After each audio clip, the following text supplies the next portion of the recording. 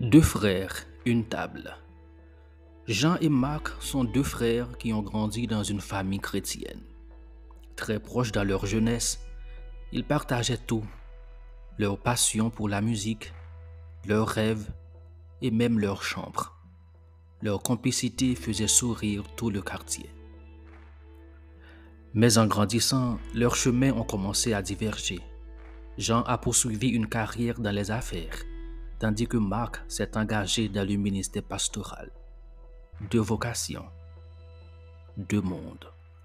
Un malentendu familial lié à un héritage a fini par les diviser. Des paroles dures ont été échangées, des accusations lancées, et les deux frères ont cessé de se parler pendant plusieurs années. Jean considérait que Marc s'était montré égoïste.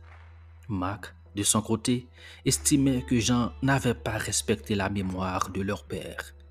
Le silence s'est installé. Même les repas de famille sont devenus impossibles. Le lien brisé. Des années sans un mot. Un jour, alors qu'il assistait à une conférence chrétienne sur la puissance du pardon, Jean fut profondément touché par le message basé sur Matthieu 5, versets 23 et 24. Si donc tu présentes ton offrande à l'autel et que là, tu te souviennes que ton frère a quelque chose contre toi, laisse là ton offrande devant l'autel et va d'abord te réconcilier avec ton frère, puis viens présenter ton offrande. Jean n'a pas pu ignorer cette parole. Il a senti que Dieu l'invitait à faire le premier pas. Quelques semaines plus tard, il prend son courage à deux mains et écrit une lettre à Marc, exprimant son désir de se retrouver, de s'expliquer et surtout de reconstruire ce qui avait été brisé. Une lettre simple, honnête, authentique, un pas vers la paix. Marc a mis du temps à répondre. Il avait aussi ses blessures. Il lutte intérieurement. Mais un matin, durant sa lecture personnelle, la parole le rattrape. Il est tombé sur 2 Corinthiens 5, 18 qui dit « Et tout cela vient de Dieu, qui nous a réconciliés avec lui par Christ et qui nous a donné le ministère de la réconciliation. » Ces mots l'ont frappé. Comment pouvait-il prêcher la réconciliation entre Dieu et les hommes s'il n'était pas prêt à tendre la main à son propre frère? Il sait désormais ce qu'il doit faire. Ils se sont retrouvés dans un petit café. Les premières minutes furent tendues, mais peu à peu, la parole a coulé. Les cœurs s'ouvrent, les larmes tombent. Les deux ont reconnu leur tort, demandé pardon. Ils ont compris que leur relation comptait plus que les malentendus du passé. Ce jour-là, ils ont partagé un repas comme deux frères, comme deux fils d'un même père.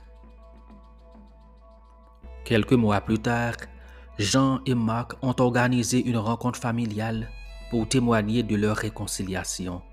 Ce moment a eu un impact profond sur leur famille. Beaucoup ont compris que Dieu pouvait guérir même les blessures les plus profondes. Oui, une simple réconciliation devient un témoignage vivant du royaume de Dieu. À partir de l'histoire de Marc et de Jean, nous pouvons tirer plusieurs principes bibliques. 1. Dieu nous appelle à la réconciliation avant même l'adoration, selon Matthieu 5, versets 23 et 24. 2. Nous avons reçu le ministère de la réconciliation, selon 2 Corinthiens 5, verset 18. 3. Le pardon est une clé du royaume. Éphésiens 4, verset 32 dit « Soyez bons les uns envers les autres, compatissants, vous pardonnant réciproquement, comme Dieu vous a pardonné en Christ. » Principe 4. L'amour couvre une multitude de péchés, selon 1 Pierre 4, verset 8. Incroyable. Avant tout, ayez les uns pour les autres une ardente charité, car l'amour couvre une multitude de péchés. La réconciliation n'est pas seulement une belle idée biblique, c'est un chemin à emprunter, un choix à faire, parfois douloureux, mais profondément libérateur. Jean a osé écrire cette lettre. Marc a osé dire oui à une rencontre. Et toi, qui dois-tu appeler aujourd'hui? Qui dans ta vie attend un pas de réconciliation? Dieu t'appelle à semer la paix, à restaurer, à aimer. Il te tend la main et t'invite à répondre à l'appel de Matthieu 5, verset 9. Heureux ceux qui procurent la paix, car ils seront appelés fils de Dieu. Voici 3 étapes concrètes pour répondre à cet appel. 1. Identifie la personne avec qui la relation est brisée. Prends un moment en silence. Demande à Dieu, Seigneur, montre-moi une relation que tu veux restaurer. Note le nom qui te vient à l'esprit. Étape 2. Prends une initiative simple aujourd'hui. Cela peut être un appel téléphonique, un message sincère, une lettre écrite à la main, une demande de rencontre. Ce premier pas peut tout changer. Là peut-être. Étape 3. Remets le résultat entre les mains de Dieu. Tu ne contrôles pas la réaction de l'autre personne, mais tu es responsable de ton obéissance. S'il est possible, autant que cela dépende de vous, soyez en paix avec tous les hommes. Romains 12, verset 18. À présent, voudrais-tu faire cette prière avec moi dans un moment de recueillement, cela seul avec ton Dieu? Seigneur, tu es le Dieu de la paix et du pardon. Tu m'as réconcilié avec toi par le sang de Jésus, ton Fils. Merci infiniment. Je veux vivre cette réconciliation aussi avec mon prochain.